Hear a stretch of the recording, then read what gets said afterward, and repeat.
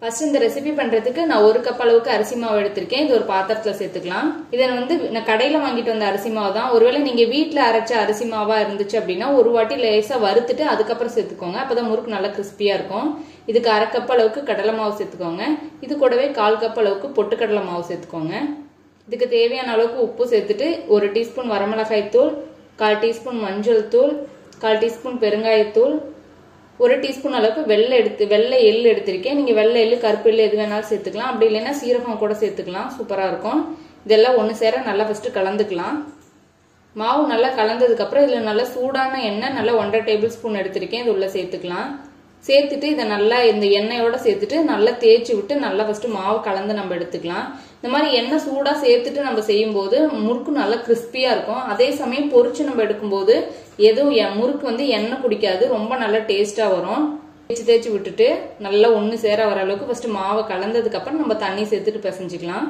இப்போ மாவு நல்லா கலந்தாச்சு. இப்போ கொஞ்சம் கொஞ்சமா தண்ணி சேர்த்துட்டு மாவு நல்லா இதுக்கு சாஃப்டா இருக்கணும்.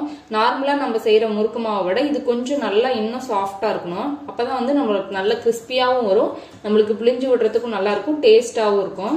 இது வந்து பச்சை தண்ணி தான் சேர்த்துட்டு நான் செய்யறேன். இதுக்கு வந்து ஹாட் வாட்டர் எல்லாம் எதுவும் சேர்த்துக்க தேவையில்ல. பாருங்க மாவு இந்த அளவுக்கு நல்லா சாஃப்டா இருக்கும். உங்களுக்கு பார்க்கும் போதே தெரியுது மாவு எவ்வளவு சாஃப்டா இருக்கு பாருங்க. இந்த மாதிரி இருக்கணும் இதுக்கு. இப்போ மாவு ரெடியா இருக்கு. இப்போ வந்து நம்ம முறுக்கச்சுல சேர்த்துடலாம். இப்போ இந்த மாதிரி ஒரே ஒரு தட்டை இருக்கிறத நான் எடுத்திருக்கேன். இதுல 1 இருக்கு இல்லை 2 இருக்கிற மாதிரி உங்ககிட்ட எந்த அச்சு இருக்கோ நீங்க எடுத்துக்கலாம். இப்போ உரல்ல சேர்த்துட்டு கொஞ்சம் எண்ணெய் தடவி சேர்த்துக்கோங்க. இப்போ சுத்தியும் கொஞ்சம் நம்ம எண்ணெய் தடவிக்கலாம். இந்த மாதிரி எண்ணெய் தடவிட்டா நம்ம புளியும் போது ரொம்ப ஈஸியா இருக்கும். மாவு எதுவும் ஒட்டிக்காது, நம்மளுக்கு புளியறதுக்கு ரொம்பவுமே ஈஸியா இருக்கும். இப்போ இதுல இருந்து கொஞ்சம் மாவு எடுத்துட்டு நம்ம அச்சுல சேர்த்துக்கலாம். அதே மாதிரி நிறைய மாவு சேர்த்துக்காதீங்க, நம்மளுக்கு புளியறதுக்கும் சிரமமா இருக்கும். கொஞ்சம் போல சேர்த்துக்கிட்டீங்கன்னாவே போதும். இப்போ உள்ள சேர்த்துடலாம். எண்ணெய் வந்து நல்லா காஞ்சிட்டு இருக்கு.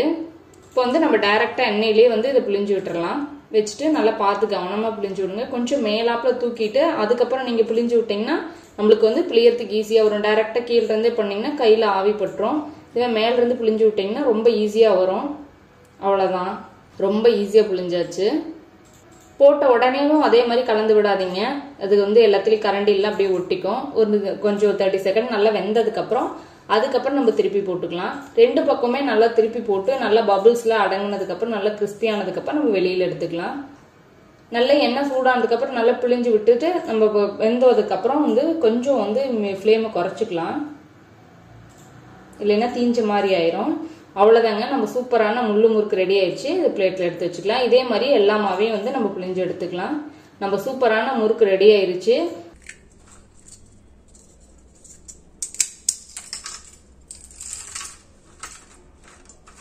அவ்வளவுதாங்க, நம்ம சூப்பரான ரிப்பன் முறுக்கு ரெடி ஆயிருச்சு.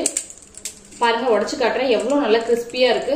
டேஸ்ட்டுமே ரொம்ப சூப்பரா இருந்துச்சு. நீங்களும் இந்த ரெசிபி வீட்டுல ட்ரை பண்ணி பாருங்க. உங்களுக்கு பிடிச்சிருந்துச்சுன்னா லைக் பண்ணுங்க, ஷேர் பண்ணுங்க. நம்ம தெய்வாஸ் மலபாங்க சேனலுக்கு சப்ஸ்கிரைப் பண்ணிக்கோங்க.